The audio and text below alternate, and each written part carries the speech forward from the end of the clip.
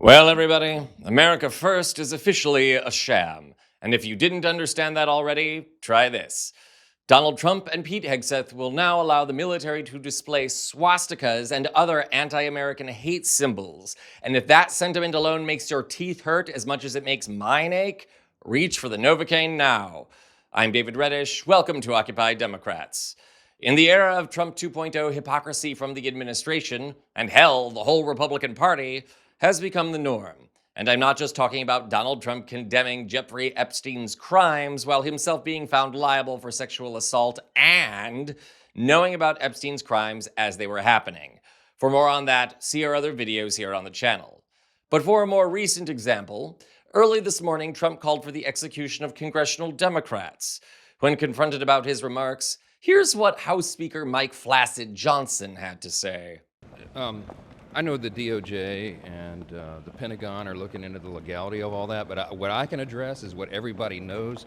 That was wildly inappropriate. It is very dangerous. You have leading members of Congress telling troops to disobey orders. I think that's unprecedented in American history. And as the father of a young man who is, at the Naval Academy, going to be joining the service, I know young soldiers, airmen, sailors, they don't need that kind of nonsense from people in Congress. It is very dangerous. At a very dangerous time. I'm going to let others define what it is, but it's wildly inappropriate.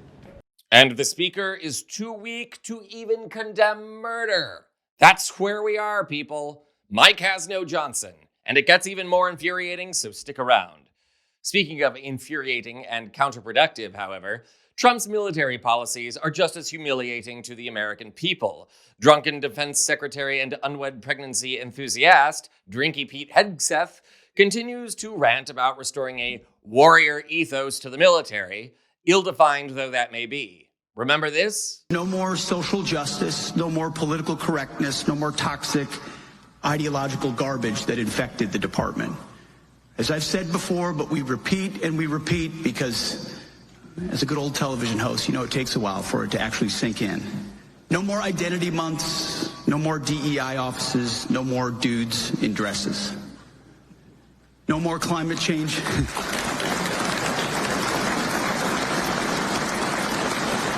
It actually was a thing. It actually was a thing. No more climate change worship, no more division, no more delusions, gender delusions or quotas, no more distraction. As the chairman of the Joint Chiefs puts it, Pete, you're clearing out the debris. Such great leadership, right? Hegseth seems more concerned with not looking like a wimp himself than actually making sure our military is prepared and our service people cared for. He's a disgruntled soldier lacking in intelligence or talent, so no wonder he is upset that he actually has to compete for glory instead of having it handed to him. Then again, his embracing of discrimination shouldn't be all that surprising since he has a white nationalist tattoo. Yeah, that. And now Hegseth and Trump have taken their anxiety over their shortcomings to a new level, an offensive one.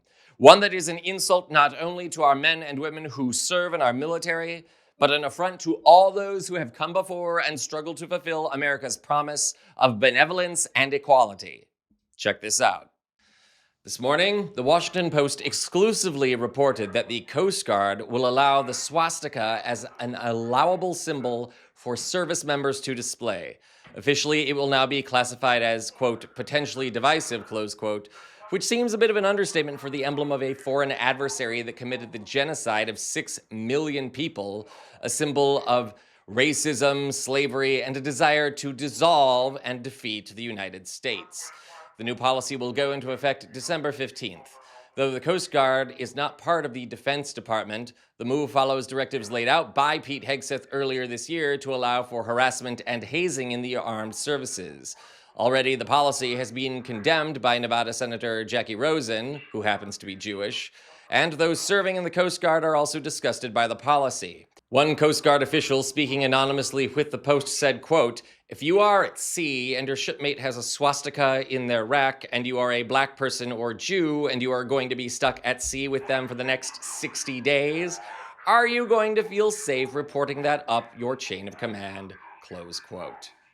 As a postscript to this report, the Coast Guard denies the Washington Post report, though the Post stands by its reporting. It's a fair question, isn't it?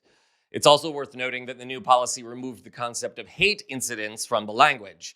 And this policy is coming from the same slimy losers that claimed calling people who agree with or promote Nazi-aligned ideology Nazis is somehow hate speech. Dude, once again, if you don't want to be called a Nazi, stop agreeing with Nazis. And now look, I have to get personal for a second. This bothers me. I want to show you all something. Y'all wonder what I have on the mantle here? This is my grandfather's pipe. He won a Bronze Star for his service in World War II. Nazis shot him 8 times and left him for dead. And he hated talking about that because it was painful and traumatic, and he didn't see himself as a hero. He saw himself as a loyal American doing his duty. That, Mr. Hegseth, is what a real warrior looks and sounds like. He did not let his sacrifice turn to vanity. He did not want constant homage and adoration for what he did. He did not want to play dress up in his uniform and pose for Instagram pictures. He wanted to serve his country. And I'm sorry, I'm getting emotional right now because this policy is an insult to his memory and his sacrifice. It's like his service means nothing to these people. It's an affront to all our fathers and our grandfathers who fought to defeat Nazism. It's an insult to all our grandfathers and great-grandfathers who fought to end slavery and preserve the Union. It disrespects all of us who hold their memory and service dear, and it disrespects every living person who has experienced the evils of racism and anti-Semitism. You want a warrior ethos, Pete? Try actually standing up for all Americans. Try representing real American values. Try believing in something and loving your fellow citizens enough to stand up and fight for them, even if you disagree, even if you don't even like each other. That's what our veterans fought for, and that's why men like my grandfather, who eschewed glory, are more of a warrior than you, sir, could ever be. I'm speaking to you, Pete Hegseth. I'm speaking to you, Donald Trump. Try believing in the respect for all Americans. Stop trying to convince us you're some great warrior. Just try actually being one. This is Occupy Democrats.